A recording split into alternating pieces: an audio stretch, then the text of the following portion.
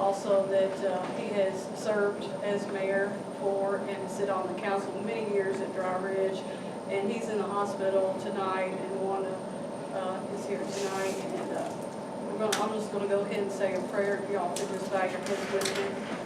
God, we just thank you for this evening, and thank you for being together to serve, Father, our community, and to be here for each other. I lift up Clay Crupper to you tonight, God, and just, Lord, touch his body and be with him, and let him know, God, that you're there. Be with the family as they go through hard times with this sickness, and give them strength and peace, and just take the pain away from Clay. And God, we just thank you for the blessing he's been to this county and to Dry Ridge and the citizens of this county. In Jesus' name we pray. Amen. Amen. I'd like to welcome our guests tonight. Thank you for coming. Crittenden Fire Department, and thank you for being here. And all the other distinguished guests. Tonight we're going to be speaking a few things about agreements and interlocal agreements. First on the list, we will talk about the fire department agreement amongst each other. This is a work meeting night. We're kind of interceding with each other and talking about some things, what we want to do. At the end of the night, we would have whoever would like to speak up to the podium, and we'll address the people that way. Okay?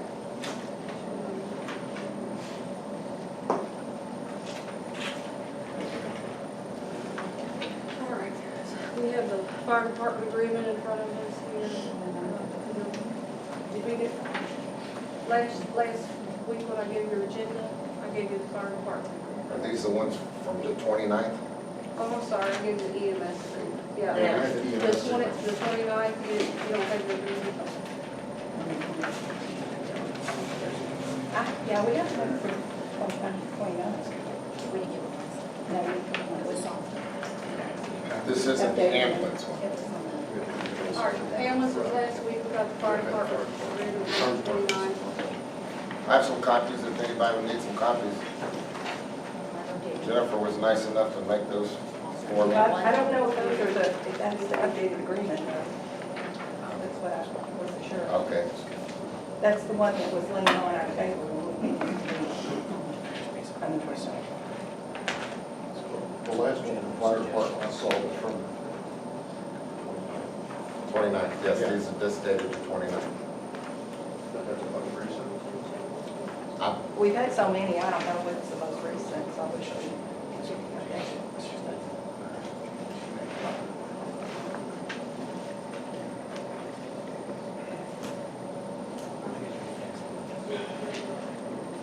We've already voted on this fire department agreement, but there was a few changes that wanted to be made. Was it bullet pin and the fire department itself was going to take turns on flushing the hydrants, is that correct? Yes, ma'am. Is that the only thing that we have to talk about? For this round of the contract, that was really all that was being changed or added to it. When the time comes that there's a fire, the money that the insurance and fire department get from the damage is going to hopefully go for a new building. That has been, the way that the agreement has been for 8+ years is that we had to have the fire department, the city listed on the insurance as a recipient to cover the value of the building if there is a loss. Now, as far as rebuilding a department or a housing for the fire department, that is not in the agreement. But we have listed the city as recipient for the cost as long as I've been there. I have questions about the wording of occupancy. We changed that, altered it.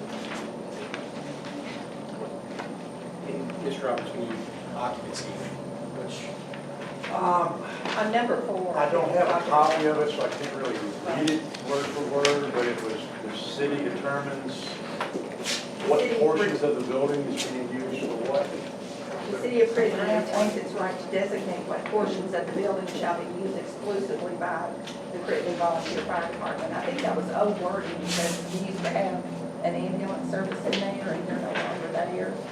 No, it was originally dictated to the senior citizens. Oh, okay. Because at one time, the fire department was allowed the bay and one room, Okay. and then the senior citizens had the rest of it. And then we were allowed use of the training room on Thursday nights. Then the senior citizens decided they wanted to go back to their original housing, which was under the post office, at which point we were granted full use of the building. And you all use the full building? Yes, ma'am, we do. So I think that needs to come out of there, because they use the full building, we don't want to. And then also in concerns to upcoming developments with EMS coverage, we are now looking at redoing some of the living arrangements, living quarters, to facilitate the upcoming move. We're going to make sure that those folks are just as comfortable as we can make them In the original? in the whole building. So is that what you were talking about? Yes. Todd? To me, it's,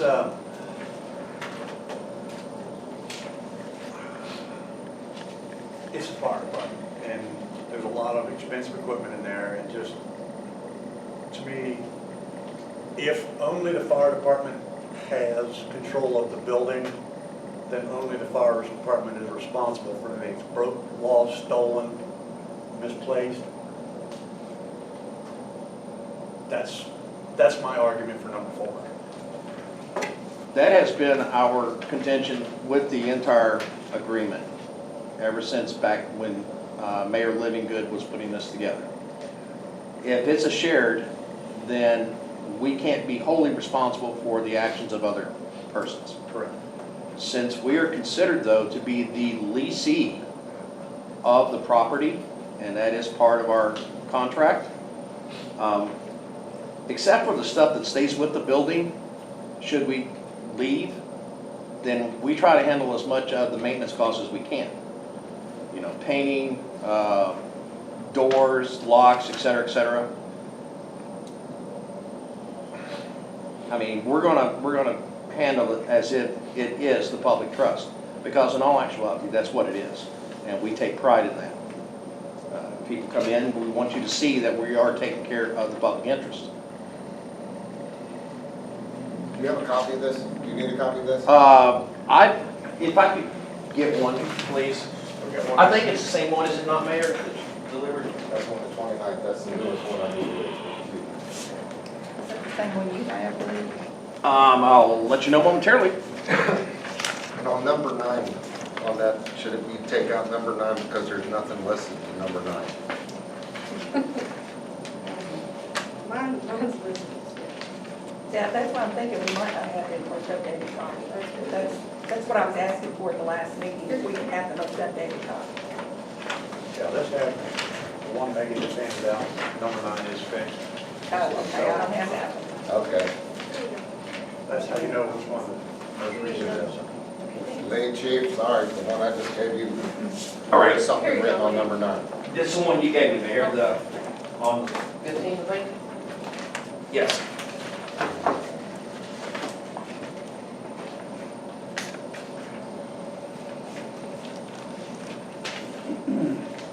So we're asking that number 4 be reworded, that building is used exclusively by the fire department, and we wouldn't move someone in there on them.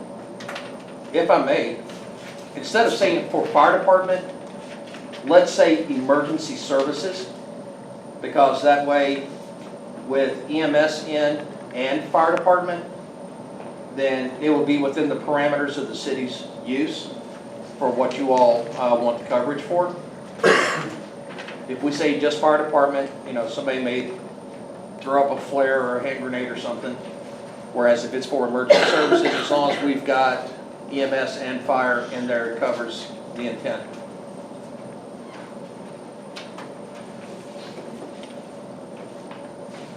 And then under number 16, all fire departments flushed every 6 months. I think we said that should only be one time a year by the fire department. Now, if it's flushed more by the, because this is a fire department contract, you all agreement, you would only be flushing them one time. Yeah, NFPA actually requires us to do hydrant checks and maintenance once a year. And Bullock Penn has been so kind, after talking with the mayor, to agree with that. Additionally, they'll do it the second time a year, so that we're now going to get 2 maintenance rounds on it. So will that take you out of testing? I'm sorry, sir? Will that take you out of testing and? No, that will actually allow us the testing, whereas before, we were basically told, let the water department do it. Larry Catlett with Bullock Penn was, he had a couple of things that he requested, and very reasonable. The only problem we're going to have, and it'll be some extra work for me and a couple other persons, is that the only time to test them is from 9 a.m. to 1500 hours.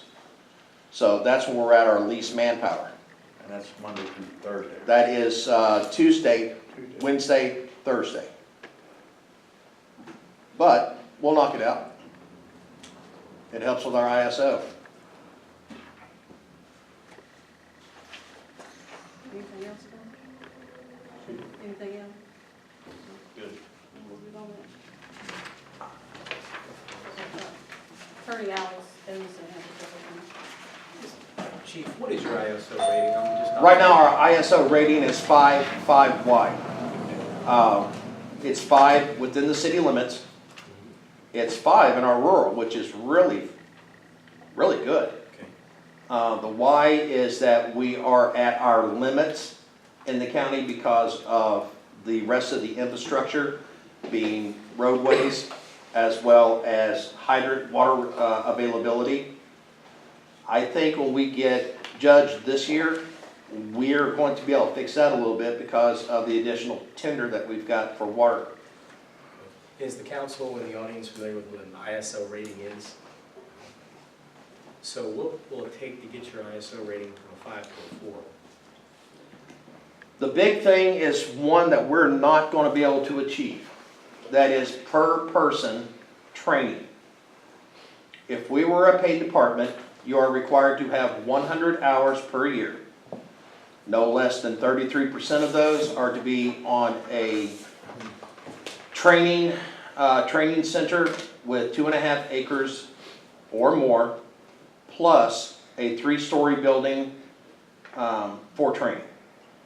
For a volunteer department, you have to do almost 360 hours, because the way that the ISO ranks the training for volunteers, we have to do almost 40 hours a week at a training facility.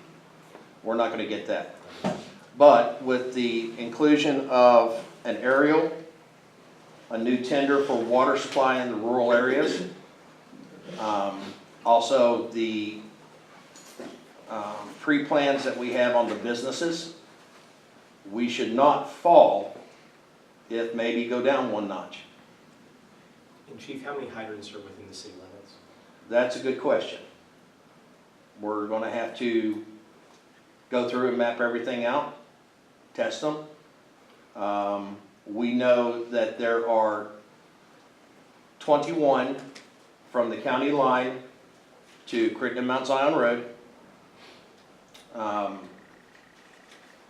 But as far as what's all within the district, we have from Sherman Mount Zion north to the Gallatin line on the west side, Pendleton County on the east side.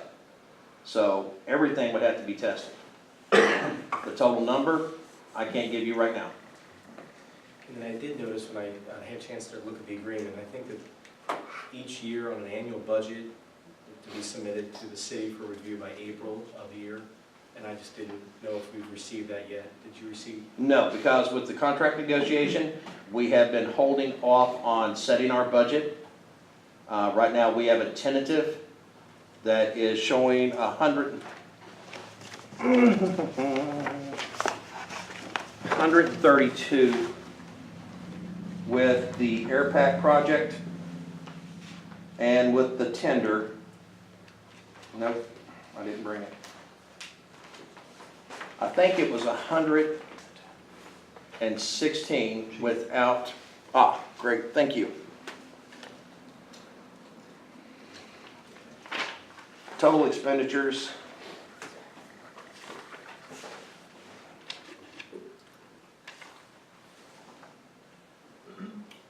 Total expense is $109,344.05.